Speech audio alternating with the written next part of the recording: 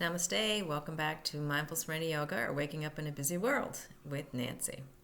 And as I've been doing for the last year and a half or so, I'm going to continue answering questions from a jar of many questions. And I'm doing this not in any guise of having expertise or absolute knowledge or being a teacher or a master, or any of those things.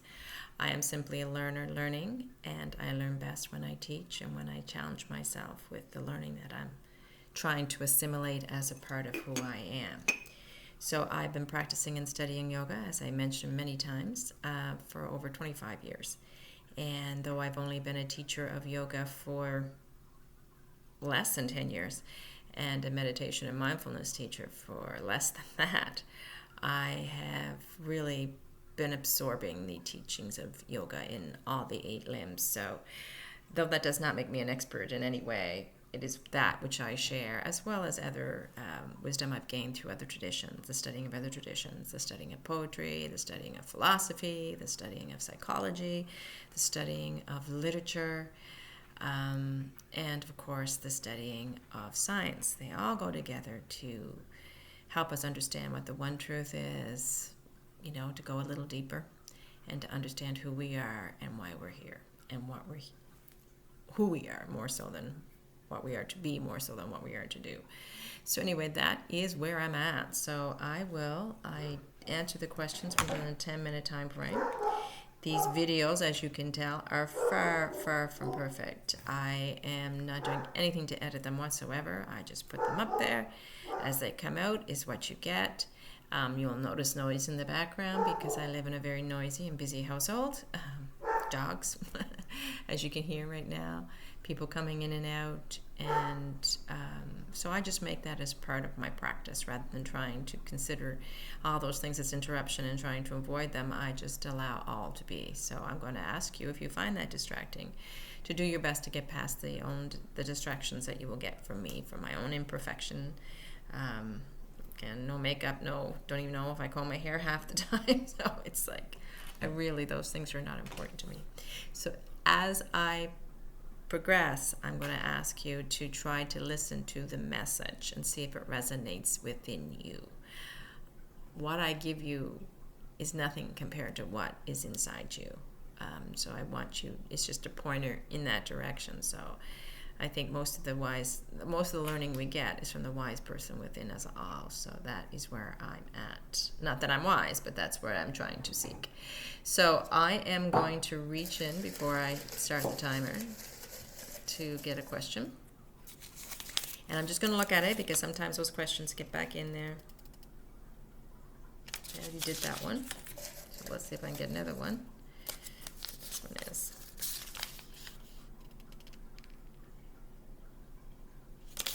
Okay, this is more of a psychological question, I think.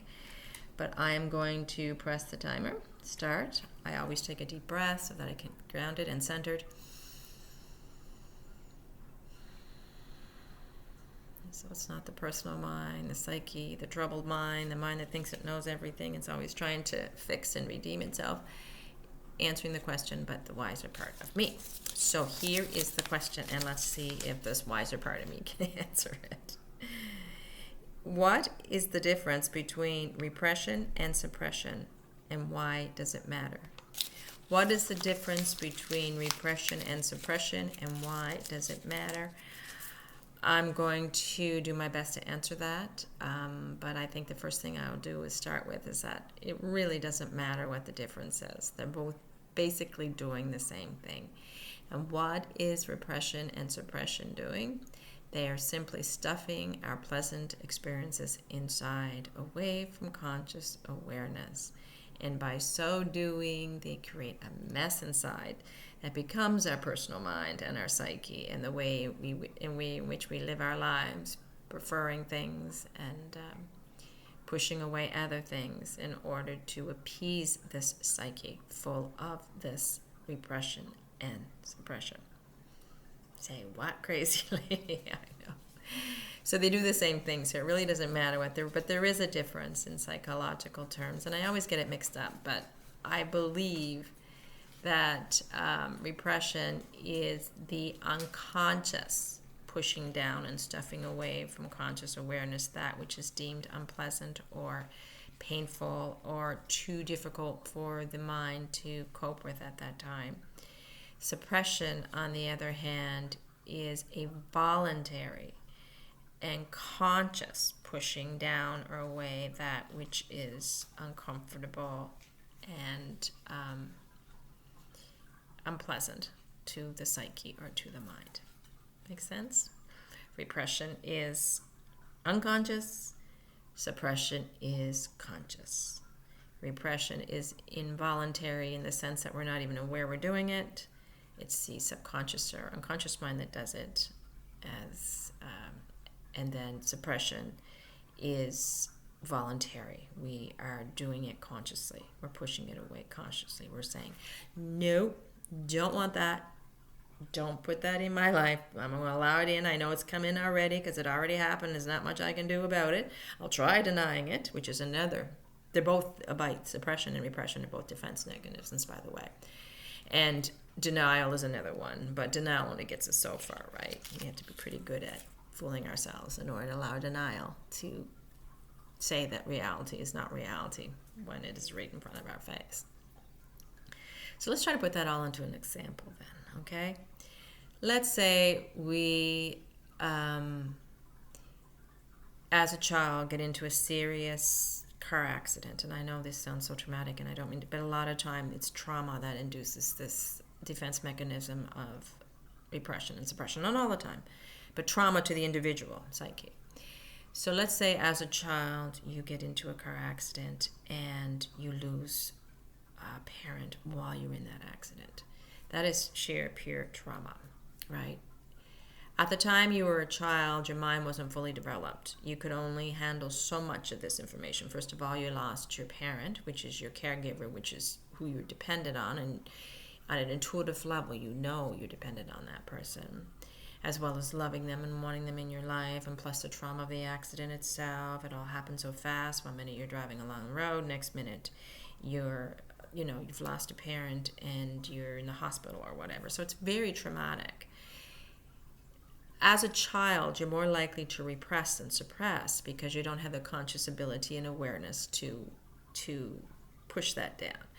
And when we repress and suppress, we're really just saying, no, I don't want that in my experience. It's too big for me to handle. I can't handle it. I don't have the emotional or mental capability of handling it, so I'm going to push it away as much as I can. But whenever we push away, remember, we're not really pushing away. We're pushing down inside. As long as it's away from conscious awareness, it's considered to be pushed away. So as a child, you do this almost automatically without awareness of that you're doing it. You probably are more involved in the defense mechanism of repression rather than suppression. You just don't have the psychological or developmental ability to handle that crisis or that trauma at that time. So that trauma stays inside you. It's stuffed inside you. It did not go away. Now, not only the memory of the trauma, but the emotional energy and mental cognitive energy that occurred at the time of trauma. The core belief that was developed because of the trauma. For example, life is difficult. I am going to lose the people I love at any moment.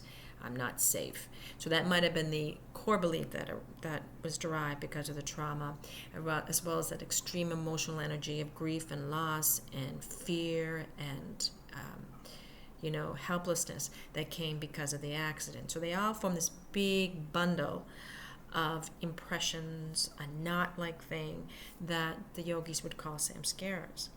That repressed memory with all its emotional and psychological energy is stuffed inside you now.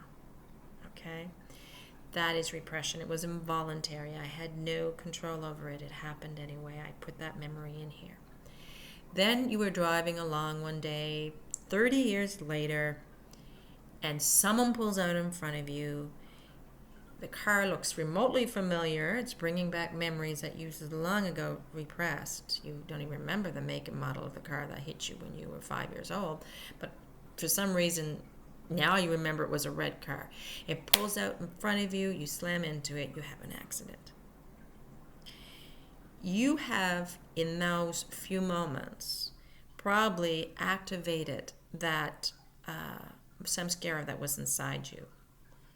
The memory has been resurfaced. And it's all going to come up because of the blows of what happened with the car accident you're in now. So it brings it back up. So even though something is stuffed inside, it's constantly coming back up with triggers. And even though repression might be more deeply rooted inside our subconscious than suppression might be because it's involuntary and unconscious, it will still come up when you hit the right trigger. And having a car accident the second time in your life will probably bring up a lot of those memories. You'll suddenly remember that you had the car. The emotional energy will come up. So your accident that you had right now is now compounded by this release of samskara, or the stuffed, repressed memory of the accident you had as a child. What you're likely to do then, if you're going to choose a defense mechanism to help you cope with it, this initial accident you're having right now is just maybe too much for your mind to handle. And on top of that, you have to handle all the samskaric energy that has just all the samskara pain that has just risen to the surface. So you have a double whammy going on, and your mind might say, oh, no, I can't handle that. But you're more likely to consciously and voluntarily handle it this time by suppressing it, using those inner hands, that your willpower. Michael Singer often refers to them as the little inner hands inside. You'll use those to push that back down. Not only are you pushing down the new trauma and the emotional energy associated with that, you're pushing down the old trauma and the emotional energy associated with that. So we're suppressing our repression, in a sense, that way. So though we can suppress at any time, we are more like, or repress at any time. If the trauma is severe enough, you may go into a repression even if you're 50 years old. If the trauma is severe enough, you may lose all memory of memory. In a sense, you can't remember what happened. You forget the incident altogether in severe forms of trauma. But it usually occurs, we see a lot more repression in the earlier years when our mind is not developed enough to handle it. Or maybe we've had such a succession of challenges and traumas that it becomes a pattern for us to repress anything that's remotely painful. Suppression, however, is voluntary, so we have the willingness and we're consciously doing that. And that's where we have control then, right? We haven't had control of the repression because it's automatic, but we do have control of suppression. And it is a defense mechanism. We want to be very cautious, be aware that we may have a tendency to want to use and to avoid using, because we know in the long run it's just blocking our Shakti flow, blocking our energy, blocking our experience of life, creating these psyches and these selves. The more samskaras we have, it's going to lead to our grasping out there and our pushing away because we don't want to trigger what's in here. So we really don't want to suppress because it creates more samskaras, and we want to get rid of our samskaras.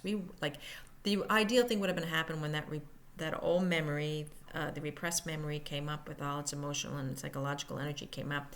If we could have just let it come up, experience it, and let it go, we would have freed so much of that, what we had going on inside us, that mess inside would have been cleaned up, because these samskaras created a great deal of mess.